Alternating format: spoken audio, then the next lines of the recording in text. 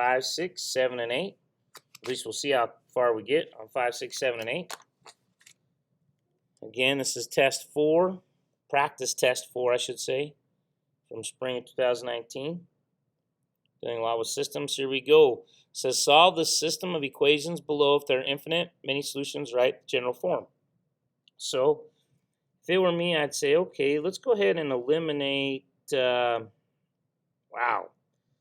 let's see, I would eliminate the x's, and so I'd probably multiply the top by a -3 and the bottom by 2.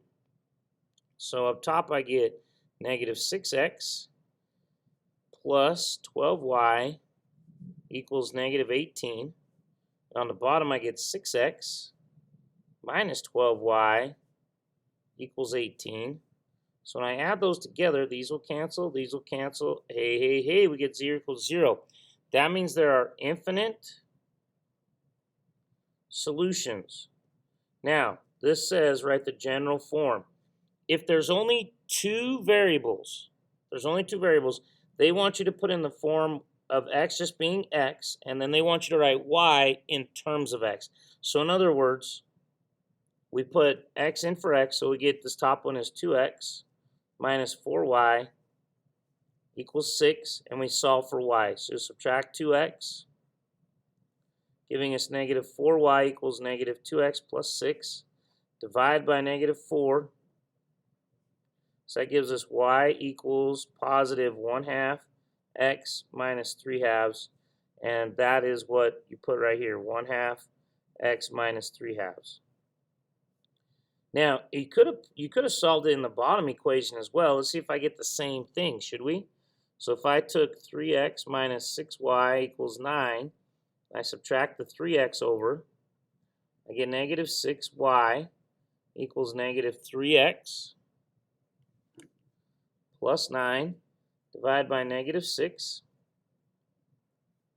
gives me y equals positive 1/2 x minus 3/2. I get the exact same thing. Perfect. So this is the general form. That's the general form of the solution right there when there's two variables. If there would have been 3, they want you to use z as, they want you to put z as t and then back substitute in and find y in terms of t and then find x in terms of t, okay? All right, here we go.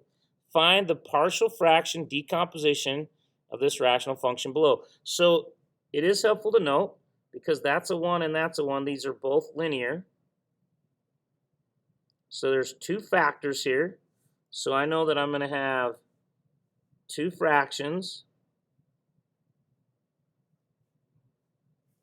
I'm going to have x minus 2 and x plus 5. And then this is going to be an a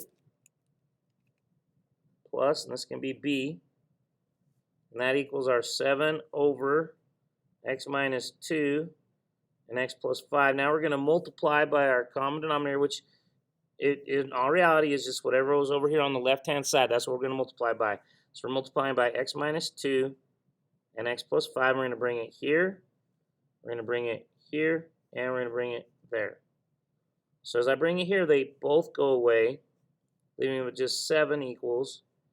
If I bring it here, the x minus 2 goes away, giving me a times x plus 5, plus, bringing it here, the x plus 5 goes away, leaving me with b times x minus 2. Distribute in your a, distribute in your b. So this gives us ax plus 5a plus bx minus 2b equals 7. Okay, get these guys together that are x's, ax plus bx. And that leaves us with 5a minus 2b. Here, factor out the x's, so it's a plus b times x plus 5a minus 2b. That equals 7. Notice over here on the 7, there is no x term. So in other words, we could write this as 0x plus 7. So a plus b has got to equal 0. So we know that a plus b has got to equal 0. We also know that 5a minus 2b has got to equal 7. So 5a minus 2b has got to equal 7.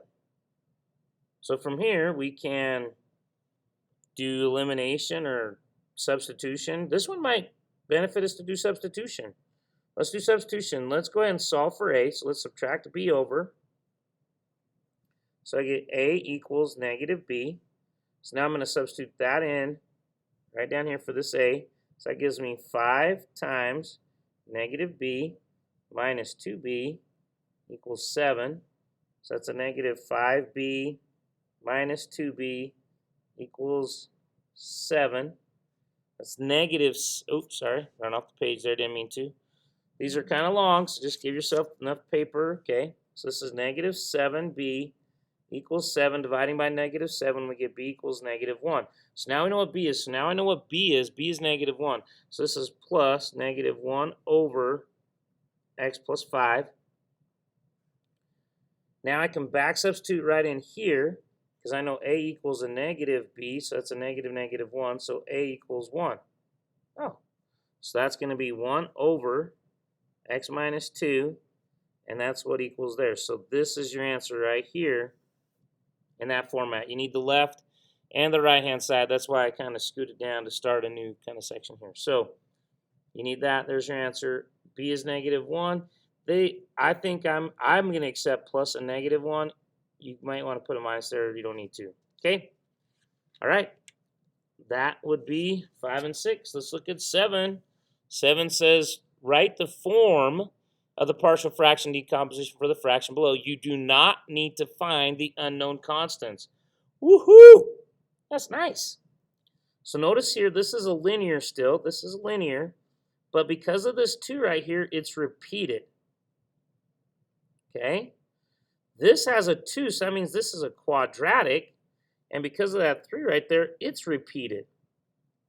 This is a 1 right here, so this is a linear, and it's not repeated. So we need to figure out how many fractions we need. Well, this one says we need 2, 1, 2. This one says we need 3, 1, 2, 3. And this one says we need 1, 1. There's going to be plus signs in between all of them.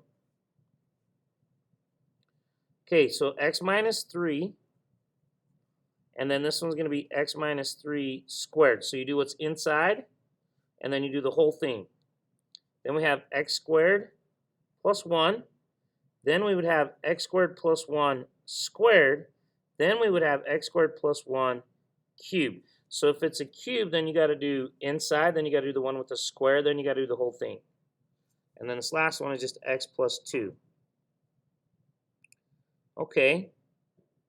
Now, looking at this, we could call this A. Because this is linear, this is still B. Once I move to a quadratic, see how the x is now squared? That's a quadratic.